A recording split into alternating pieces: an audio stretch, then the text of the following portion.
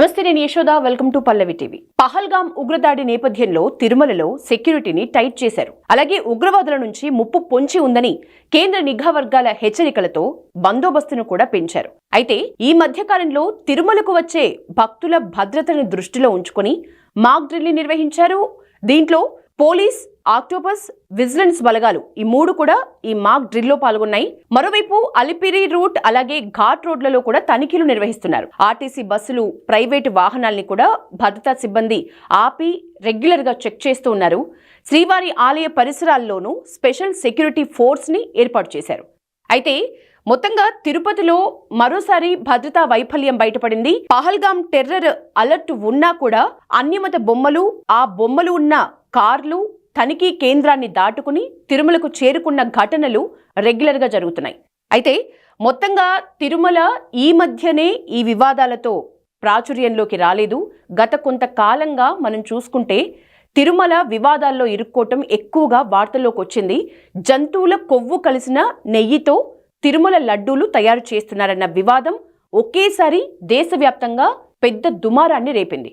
అది మొదలుకొని తర్వాత ఒక్కొక్కటిగా ఏ స్థాయిలో ఎన్ని ఘటనలు జరిగాయి, తిరుమల భద్రతను, తిరుమలకి వెళ్తున్న భక్తుల భద్రతను ఏ స్థాయిలో ప్రశ్నిస్తున్నాయి, ఇవాళ ఒకసారి వివరించే ప్రయత్నం చేద్దాం. ఒకసారి వెనక్కి వెళ్ళి ఆలోచించే ప్రయత్నం చేద్దాం అందరం. డిప్యూటీ సీఎం పవన్ కళ్యాణ్ లడ్డూల విషయంలో అప్పట్లో ప్రాయశ్చిత్త దీక్ష కూడా చేశారు. సనాతన ధర్మం మంట కలిపే శక్తులపై తాను యుద్ధం ప్రకటిస్తున్నట్లు సంచలన ప్రకటన చేశారు. లడ్డూ కల్తీ కేసులో సిట్ త్వరలో మొదటి ఛార్జ్ షీట్ వేయనున్నట్లు కూడా సమాచారం ఉంది. అయితే ఇప్పటికే అరెస్ట్ చేసిన 4 డైరీ నిర్వాహకులతో పాటు 2 టీటీడీ ఉద్యోగుల్ని నిందితులుగా చేర్చనున్నట్లు తెలుస్తోంది. ఇదొక అంశం. అయితే మొదటి అంశం లడ్డూ అయితే, ఇక నెక్స్ట్ రెండవ అంశం తిరుమల కొండపై మద్యం అమ్మకాలు పూర్తి నిషేధం. కానీ ఇప్పటికీ కూడా మద్యం బాటిల్స్ రెగ్యులర్గా కనిపిస్తూ ఉంటాయి. జస్ట్ వెళ్తున్న భక్తులు కొంచెం చెక్ చేసినా కూడా మనకు మద్యం బాటిల్స్ తాగుతున్న వాళ్ళు, అమ్ముతున్న వాళ్ళు కనిపిస్తూనే ఉంటారు. అధికారులు, పోలీసులు అలసత్వాన్ని ఈ ఘటనలు మనకు గుర్తు చేస్తూ ఉంటాయి. తిరుమల పవిత్రతను మంట కలపటంలో సెలబ్రిటీలు, రాజకీయ నాయకులు కూడా తలో చెయ్యి వేస్తున్నారు. విఐపీలు అయితే ఈ మధ్య మనం చూస్తున్నాం, లేటెస్ట్ గా చెప్పులతో కనిపించటం, అక్కడే రీల్స్ చేసుకోవటం, చెప్పులు వేసుకుని రీల్స్ చేసుకోవటం, ఆ తిరుమల ప్రాంగణంలో మాడ వీధుల్లో చెప్పులతో తిరగటం, ఇవి కూడా ఈ మధ్య పెద్ద హాట్ టాపిక్ అయ్యాయి రాష్ట్రంలో. ముఖ్యంగా ఏపీలో కొందరు భక్తులు చెప్పులు వేసుకుని తిరుమలకు వస్తూ ఆ ఘటనలో ఇప్పటికే 7 సిబ్బందిని కూడా ఈ చెప్పులు వేసుకుని తిరుగుతున్న ఘటనలో టీటీడీ సిబ్బందిని దాదాపు 7 మందిని సస్పెండ్ చేయడం జరిగింది. ఇక తిరుమల శ్రీవారి ఆలయం నిజానికి నో ఫ్లయింగ్ జోన్, ఇది థర్డ్ పాయింట్గా తీసుకుందాం మనం. నో ఫ్లయింగ్ జోన్ అంటే దాని మీద ఎట్లాంటి డ్రోన్ కెమెరాలు కానీ ఫ్లయింగ్ కానీ అవ్వటానికి వీల్లేదు. ఇది చాలా కఠినమైన ఒక నిర్ణయంగా ఎన్నో ఏళ్ల నుంచి ఉంది. కానీ యూట్యూబర్లు అత్యుత్సాహాన్ని ప్రదర్శించి డ్రోన్ కెమెరాల్ని తిరుమలపై ఎగరేస్తున్నారు. రాజస్థాన్కి చెందిన ఓ యూట్యూబర్ అయితే ఇటీవల వెంకన్న ఆలయంపై డ్రోన్ కెమెరాను ఎగరేసి దాంతో ఆయన్ను విజిలెన్స్ అధికారులు అరెస్ట్ చేసే వరకు ఆ పరిస్థితి వచ్చింది. అది మనకు మీడియా ముఖంగా మనకు తెలుసు. ఇక తిరుమలలో వందల సంఖ్యలో గోవులు చనిపోవటం, ఈ మధ్య కాలంలో ఈ గోవులు చనిపోవటం అనేది పెద్ద వివాదంగా మారింది. అది మొదలు పెడితే సనాతన ధర్మం వరకు మాట్లాడే పరిస్థితులు వచ్చాయి. టీటీడీ పనితీరు అస్సలు బాగాలేదంటూ వైసీపీ కూడా రచ్చ చేసింది. బీజేపీ సీనియర్ నేత అలాగే సీనియర్ అడ్వకేట్ సుబ్రహ్మణ్య స్వామి అయితే కోర్టులో కేసు వేస్తానని చెప్పి ఈ ఇష్యూని మరింత కాంట్రవర్సీగా మార్చిన పరిస్థితిని మనం చూసాం. తిరుమలలో గోశాలలో ప్రభుత్వ నిర్లక్ష్యం కారణంగా, కేవలం ప్రభుత్వ నిర్లక్ష్యం కారణంగా గోవులు చనిపోతున్నాయని వైసీపీ నేతలు ఈ మధ్య ఆరోపించారు.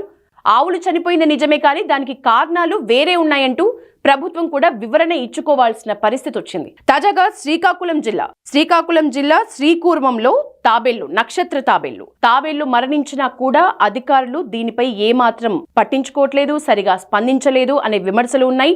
అవి ఇప్పటికీ ఉన్నాయి. కింది స్థాయి సిబ్బంది వాటిని గుట్టుచప్పుడు కాకుండా దహనం చేస్తున్నారనే ఆరోపణలు వినిపిస్తున్నాయి. ఇక శ్రీకాకుళం జిల్లా శ్రీకూర్మంలో అయితే కూర్మనాథ స్వామి ఆలయానికి అనుబంధంగా నక్షత్ర తాబేళ్లను సంరక్షిస్తూ ఉంటారు. ఈ నక్షత్ర తాబేళ్లను అక్కడ ఏకంగా స్వయంగా దైవ సమానంగా చూస్తారు. స్వయాన విష్ణుమూర్తి కూర్మావతారంలో కొలువైన క్షేత్రం కావటం వల్ల ఇక్కడ తాబేళ్లను దేవుడితో సమానంగా చూస్తూ ఉంటారు. తాబేళ్ల సంరక్షణను కూడా దేవాదాయ శాఖని చూస్తూ ఉంటుంది. అయితే ఇటీవల వరుసగా ఇక్కడ నక్షత్ర తాబేళ్లు మృత్యువాత పడుతున్నాయి. అది కంటిన్యూ అవుతోంది. నిబంధనల ప్రకారం పోస్ట్ మార్టం చేసి మరణానికి అసలు కారణాలేంటి తెలుసుకుంటున్నారు. కానీ ఆ తర్వాత మాత్రం శాస్త్రోక్తంగా వాటికి అంత్యక్రియలు నిర్వహిస్తారు. అయితే ఇటీవల కాలంలో వరుసగా తాబేళ్లు ఎక్కువ సంఖ్యలో మృత్యువాత పడుతున్నాయి. కాబట్టి వాటిని గుట్టుచప్పుడు కాకుండా దహనం చేస్తున్నారు అనే ఆరోపణలు వినిపిస్తున్నాయి. తాబేళ్లని దేవుడితో సమానంగా చూస్తున్న భక్తులకైతే ఇది వినటానికి కూడా చాలా ఇబ్బందిగా ఉండే పరిస్థితి. తాబేళ్ల రక్షణను ఆలయ అధికారులు గాలి కొదిలేశారని భక్తులైతే తీవ్ర ఆగ్రహాన్ని అసహనాన్ని వ్యక్తం చేస్తున్న పరిస్థితి ఉంది. ఇక నెక్స్ట్ మనం తిరుమల విషయంలో లడ్డూ దగ్గర నుంచి మొదలు పెడితే ప్రస్తుత తాబేళ్లు నక్షత్ర తాబేళ్ల వరకు మనం విన్నాం. ఇప్పుడు లేటెస్ట్ గా పహల్గాం ఉగ్రదాడి నేపథ్యంలో తిరుమలలో టైట్ సెక్యూరిటీ చేశారు.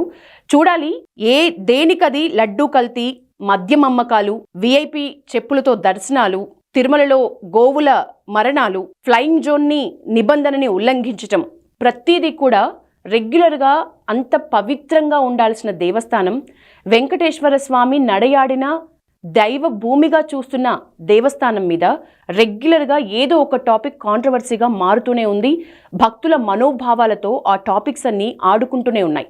ఇప్పటికీ కూడా పహల్గాం ఉగ్రదాడి నేపథ్యంలో తిరుమలలో టైట్ సెక్యూరిటీ చేసినప్పటికీ కూడా నిజంగా తిరుపతికి ఎంత భక్తి శ్రద్ధలతో భక్తులు వెళ్తూ ఉంటారు, తిరుమల పరిసరాల్ని ఎంత పవిత్రంగా వాళ్ళు భావిస్తూ ఉంటారు మనకు తెలుసు. భక్తి భావంతో వెళ్లే భక్తులందరూ కూడా ఒక క్షణం ఆగి ఆలోచించాల్సిన పరిస్థితి ఈ రెగ్యులర్గా జరుగుతున్న సంఘటనలు మనల్ని ఆలోచింపజేస్తున్నాయి. ఒక క్షణం ఆగి ఆలోచింపజేస్తున్నాయి. అలాగే వెళ్ళాలంటే కూడా కొంతమంది నిజంగా భయపడాల్సిన పరిస్థితి అయితే ఉంది ఇప్పుడు రీసెంట్గా ఉగ్రదాడి నేపథ్యంలో. సో తిరుమల పవిత్రత మంటగలిసిపోతుంది.